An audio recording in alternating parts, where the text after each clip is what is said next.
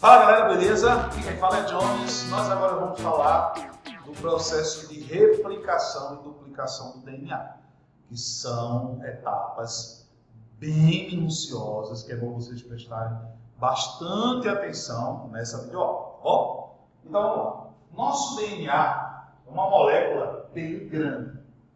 Então, como é uma molécula muito grande, o DNA das células eucariontes, então o que acontece é que ela começa a ser duplicada em pontos específicos.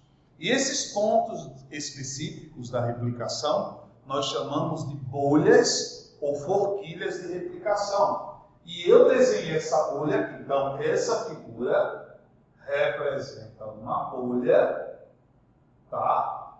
Ou você também pode chamar de forquilha de replicação.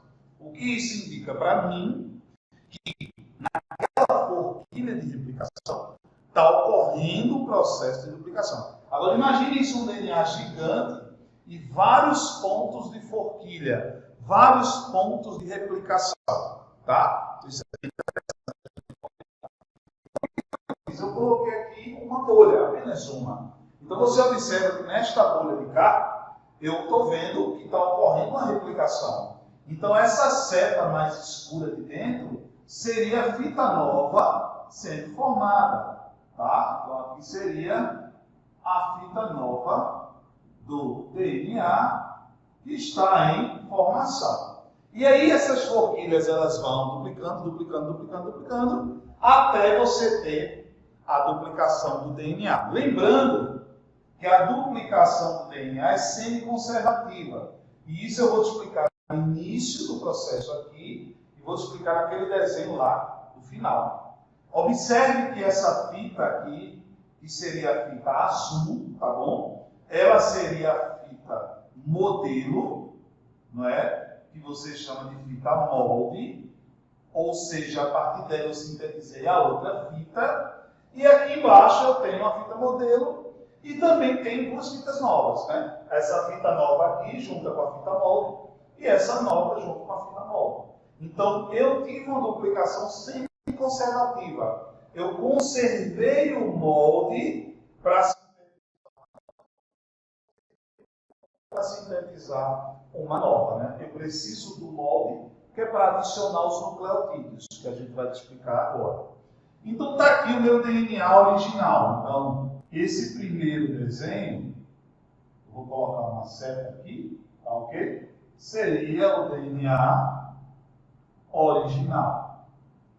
E aí esse DNA original ele precisa ser duplicado. E aí a partir do momento que uma das enzimas que participa do processo da abertura das fitas é a chamada helicase.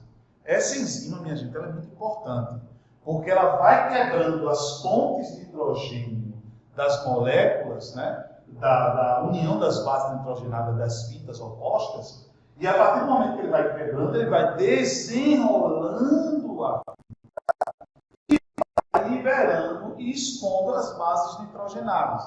Porque, minha gente, ó, no final das contas, o que eu quero é poder expor uma adenina, uma timina, guanina e citosina para que a DNA polimerase adicione novos nucleotídeos a essa fita. E aí você agora vai ter uma fita que complementar a fita molde.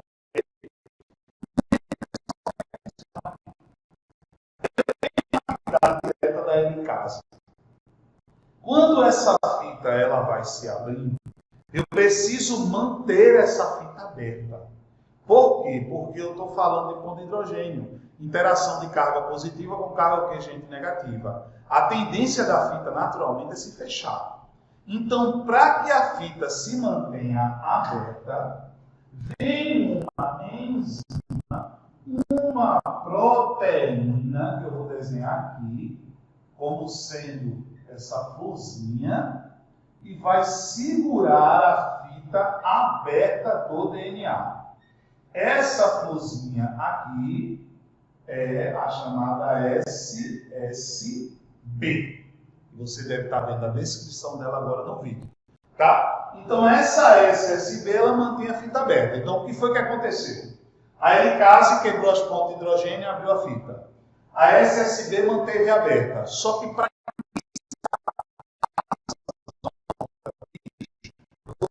inserir o primer. E quem insere o primer é uma enzima chamada primase. O primer ele é um fragmento de RNA iniciador. O que é que o primer ele indica para mim? O início da duplicação. O ponto onde vai surgir as forquilhas de replicação. Então, eu vou encaixar a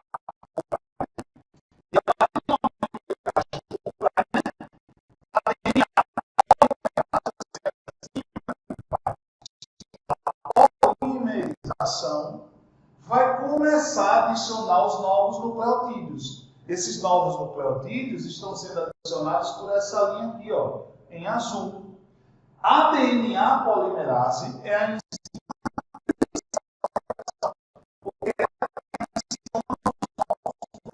nucleotídeos na fita.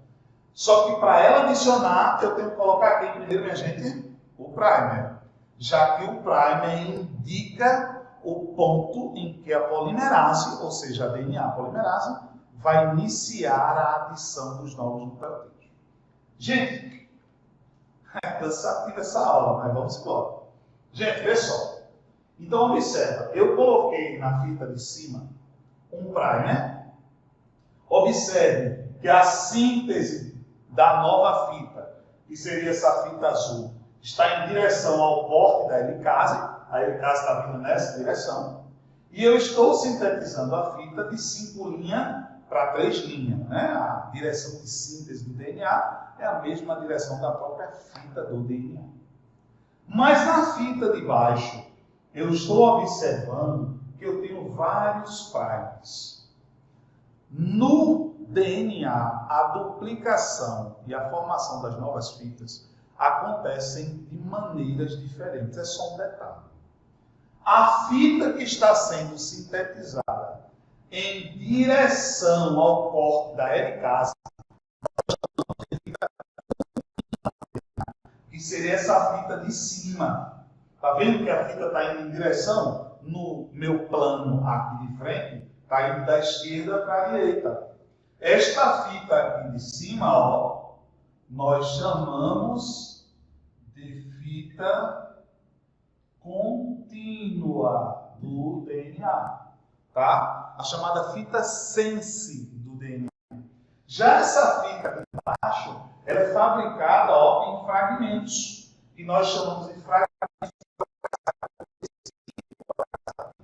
Então, a partir do momento que eu tenho os fragmentos de Okazaki, a fita não é mais contínua, a fita é descontínua, também chamada de fita nonsense. Então, essa fita aqui de baixo, né, que está sendo sintetizada, eu vou colocar aqui, é a fita descontínua.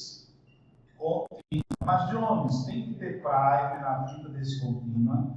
Tem, só que ao invés de ter um, tem vários. Por isso que você vai fabricando os fragmentos de Okazaki da fita descontínua, mas sempre, ó, primer, DNA polimerase. Aí, primer, DNA polimerase sintetizou. Primer, DNA polimerase sintetizou. Beleza? Gente, depois desse desenho altamente complexo, que eu tenho certeza que boa parte disso você deve estar voltando o vídeo, voltando de novo, faz parte, gente. Isso é genética molecular. É bem detalhado. O nosso que você está aqui, ó, vendo aí na sua telinha, tá? Então, observa que eu tenho aqui de preto a fita molde no DNA original. Eu tenho aqui de azul a fita nova. Concorda, gente? E tenho aqui de verde. Quem é que está de verde, galera? Diz pra mim. Não é isso? Que é o fragmento de RNA iniciador. Só que vê, minha gente, eu preciso tirar o primer. Primer é RNA, ele não é DNA, ele não pode ficar aí. O papel dele é só iniciar a duplicação, precisa ser retirado. No próximo esquema, que é esse, eu estou colocando outra enzima, DNA polimerase do tipo 1. Qual o papel da DNA polimerase do tipo 1? Retirar o primer, sai primer.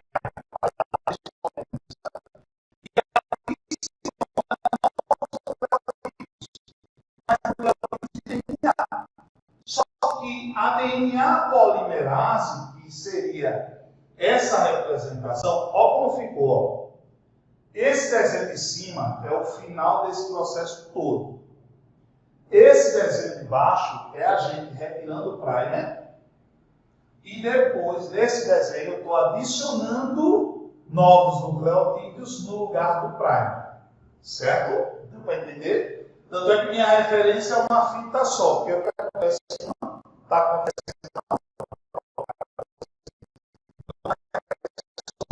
Só que veja, gente, a DNA polimerase, ela adiciona os novos nucleotídeos, mas não junta a fita. Vocês estão vendo que aqui está aberto? Ó? Aqui está aberto. Até porque está aberto aqui também. Está vendo? Então eu preciso juntar isso aqui. Então, quem vai juntar, ou seja, adicionar essa ligação aqui, é a DNA ligase. Qual é o papel da ligase? Ligar os fragmentos para que eles possam ficar unidos. Tanto os fragmentos da fita contínua quanto da descontínua. Por quê? Porque o primer não está colado no DNA. Tá? Ele está separadinho. Então, eu preciso colar esses fragmentos. Então, ficou assim, ó. Retira o primer, quem é que retira? DNA polimerase. A mesma DNA polimerase, ela retira o primer e já adiciona os novos nucleotídeos. E a partir do momento que eu adicionei os novos nucleotídeos, eu agora vou juntar esse pedaço com esse fragmento maior.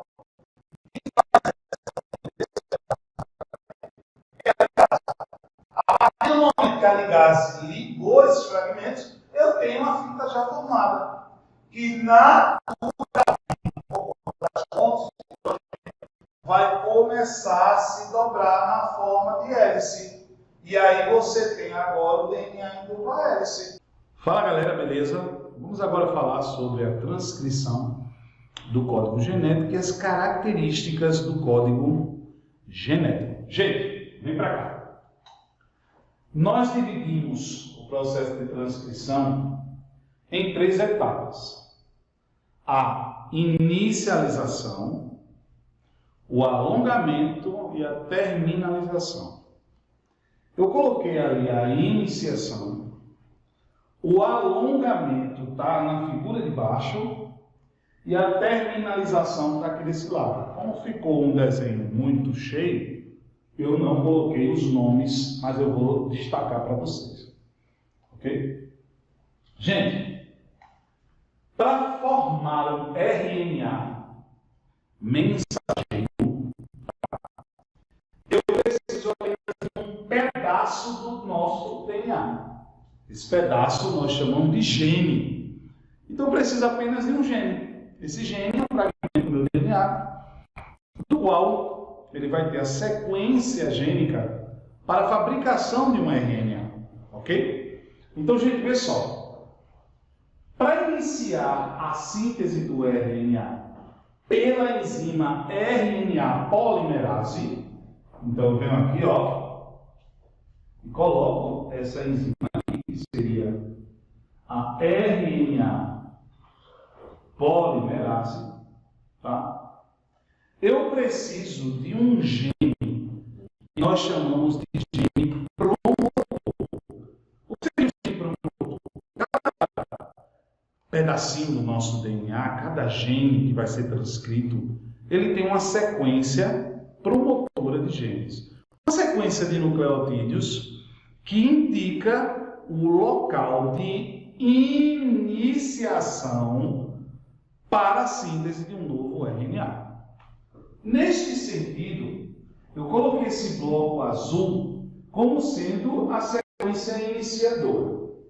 Tem uma sequência que é classificada para células eucariontes, que é a sequência TA TA. É como se fosse uma sequência de timina com adenina, timina com adenina, que alguns livros chamam de sequência Tata-Box promotor, né? O box, né? O box que seria esse conjunto Tata de timina, adenina, timina, adenina. Então o que acontece? A RNA polimerase ela reconhece a sequência Tata-Box. Aí a partir da sequência Tata-Box, ou seja, a sequência de iniciação, ela começa o alongamento, ou seja, ela começa a fabricar a molécula de RNA. Esse RNA está sendo representado pela fita vermelha. Então, essa fita vermelha aqui seria já o RNA mensageiro que está sendo sintetizado a partir da sequência iniciadora promotora Tata-Box. Assim como o gene tem uma sequência promotora de iniciação, ela tem uma sequência de terminação. Eu não coloquei esse quadradinho aqui embaixo, que é para não ficar o desenho muito carregado. Mas imagina esse quadradinho aqui embaixo, tá? Indicando o local aonde a polimerase vai parar de sintetizar o RNA. Sempre sintetizando da sequência 5' para a sequência o que, gente? 3'. E aí, quando esse RNA está pronto, que alguns livros chamam de pré-RNA, ele sai do mesmo tamanho que o gene. Então, o gene do DNA está com o promotor. Aqui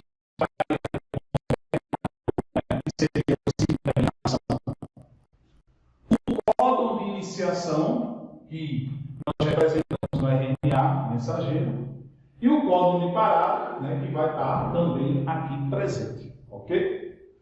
Só que observe que eu coloquei, tanto na fita do DNA, quanto desse RNA que eu chamei de jovem, esse pré-RNA mensageiro, esse RNA imaturo, donzelo, do jeito que você quiser chamar, eu coloquei a letra E e a letra I.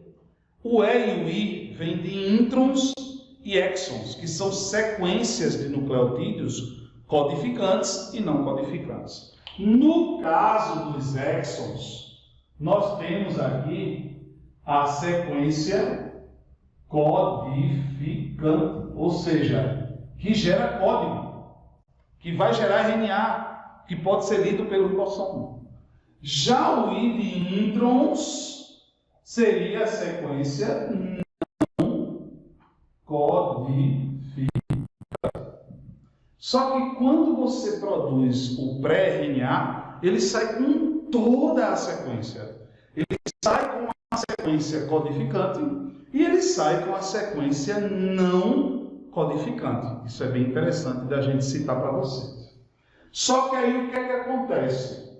Esse RNA jovem, ele vai ter que se tornar uma hora um RNA mensageiro maduro. O que seria esse RNA mensageiro, entre aspas, maduros? Que só tem sequência codificante, que seria o RNA que apresenta apenas os exons. E para isso eu preciso cortar molecularmente os introns. E quem faz esse corte são enzimas chamadas de endonucleases, que podem ser chamadas de splicing-ossomos. Por que splicing-ossomos? Porque esse mecanismo de amadurecimento do RNA foi descrito por splicing. Tanto é que você pode chamar de mecanismo de amadurecimento do RNA ou splicing alternativo, mecanismo de splicing alternativo, que nada mais é do que retirar os introns, que é a parte não codificante, unir os exons, que é codificante, e liberar esse RNA maduro, que é bem menor, você está vendo, ele é bem menor do que o imaturo, para o citoplasma, para que as subunidades do ribossomo possam reconhecê-los para sintetizar no final do processo aquilo que a gente viu lá no início das nossas aulas, que é a síntese de proteínas. Beleza?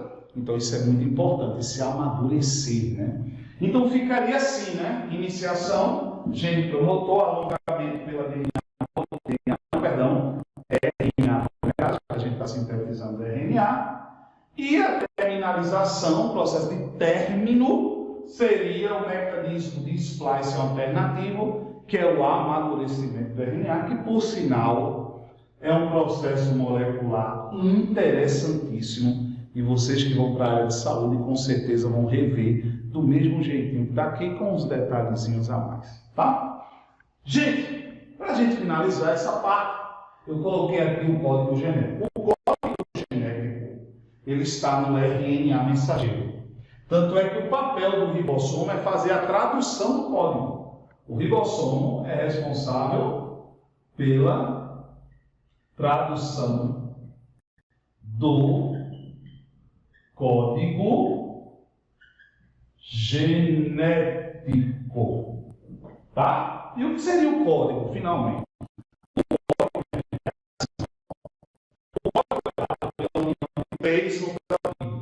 Tá? Esses vídeos eu chamei de trinca, que você pode chamar de códon, tá? Essa trinca, ela também pode ser chamada de códon, ok? Que foi o que a gente estava falando aqui no início do processo, tá? Uma trinca codifica um aminoácido. Tanto é que eu coloquei aqui o AUG, metionina, CCU, prolina, AAU, aspargina, UAA, leucina, e o AG, que seria o códon de parada. Veja que o códon de iniciação, ou seja, que indica o início da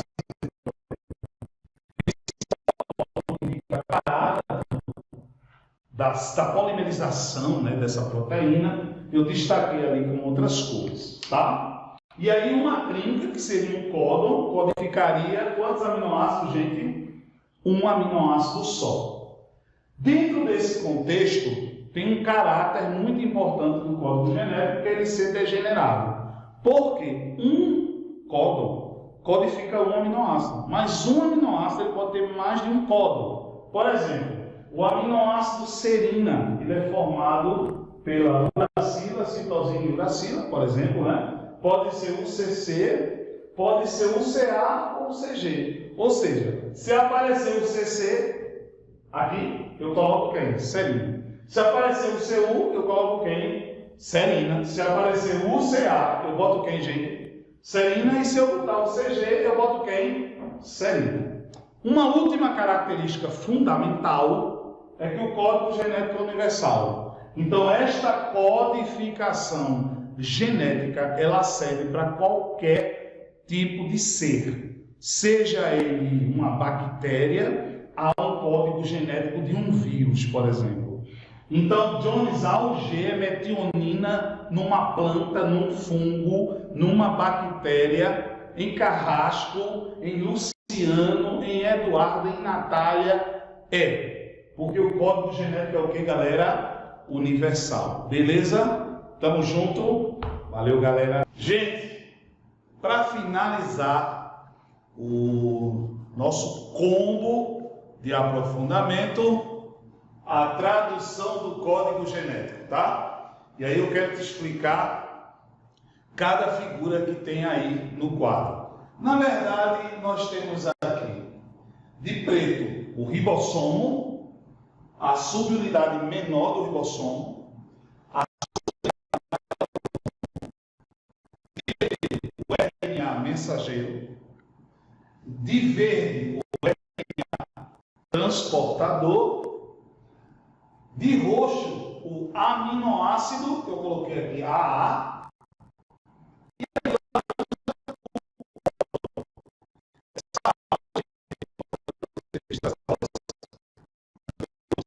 tá? Vamos nessa. Jones, você colocou aqui 9 etapas. Por quê? Porque existem processos que estão acontecendo aqui em ordem gradativa. Isso é interessante a gente contar. E você, teoricamente, vai perceber na minha figura, tá bom? A primeira coisa que tem que acontecer na tradução que é observada é a chegada da subunidade menor do ribossomo. Então, quem primeiro chega para se encaixar no RNA é a subunidade menor do ribossomo. A partir do momento que a subunidade chegou, quem vem em segundo é o RNA transportador, trazendo o primeiro aminoácido. O primeiro aminoácido de toda a cadeia proteica é a metionina, que está aqui, ó, em cima, correspondente ao primeiro códon. Só um minutinho. Carrasco, tu pode desligar o ar, por gentileza? Voltando para cá. Gente, então vê só como é que funciona aqui. Eu tenho aqui o primeiro código, que seria o AUG, o primeiro códon. Aí o RNA transportador vem trazendo esse códon e se encaixa aqui. Então aqui eu tenho AUG. Só que o encaixe é por complementaridade. Caramba, palavra grande. Como é que funciona? O RNA transportador, ele tem um código dele. Só que eu não vou chamar de códon, eu vou chamar de anticódon, que é complementar. Então, gente, ó, se aqui é A, aqui é U. Se aqui é U, aqui é A. Se aqui é G, aqui é C. Galerinha, vamos continuar aí a ideia. Então, primeiro chega a subunidade menor, depois chega o RNA transportador, está aqui RNA-T, esse seria o RNA-M, e aqui seria a subunidade menor do ribossomo, ok? Aqui está o códon, que seria esse aqui. E em cima do RNA transportador tem um anticódon.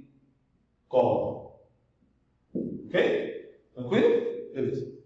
O que é que tem que acontecer agora?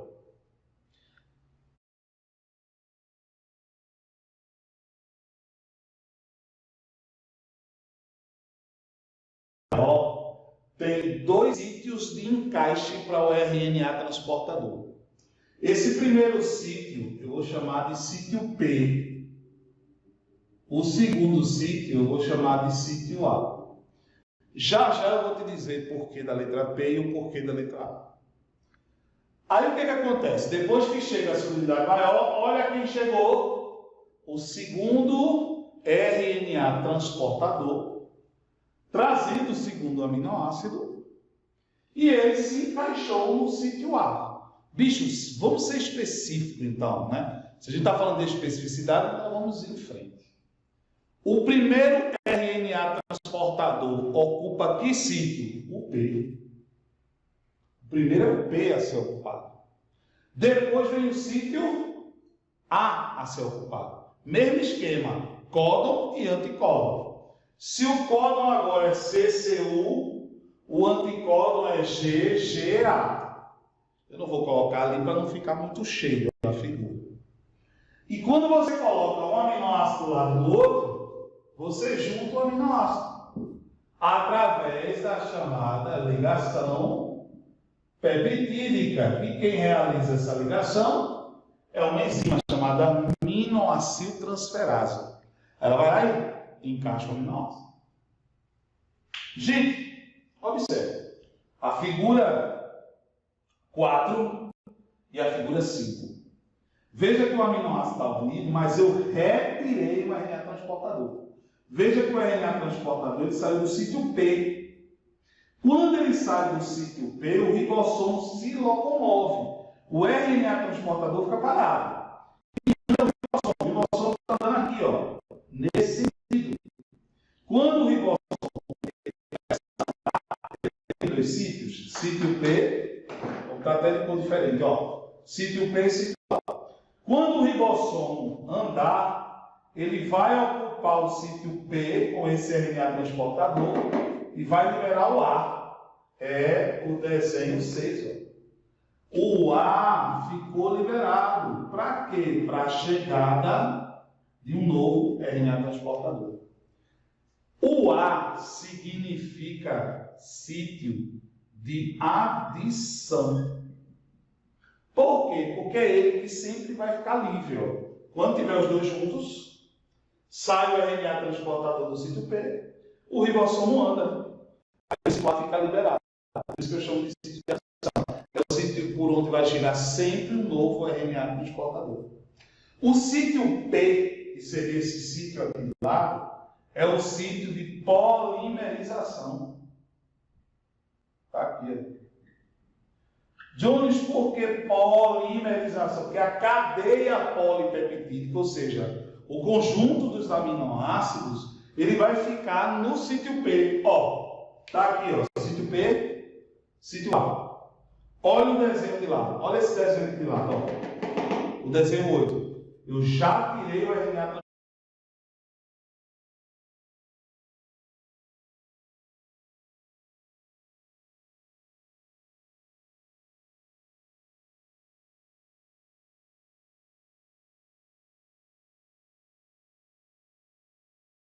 O GA, isso indica que a síntese de proteína vai acabar.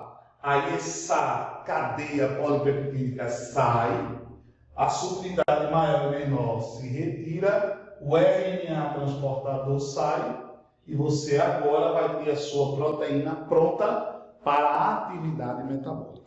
Beleza, gente? Galera, obrigado, tamo junto e até a próxima.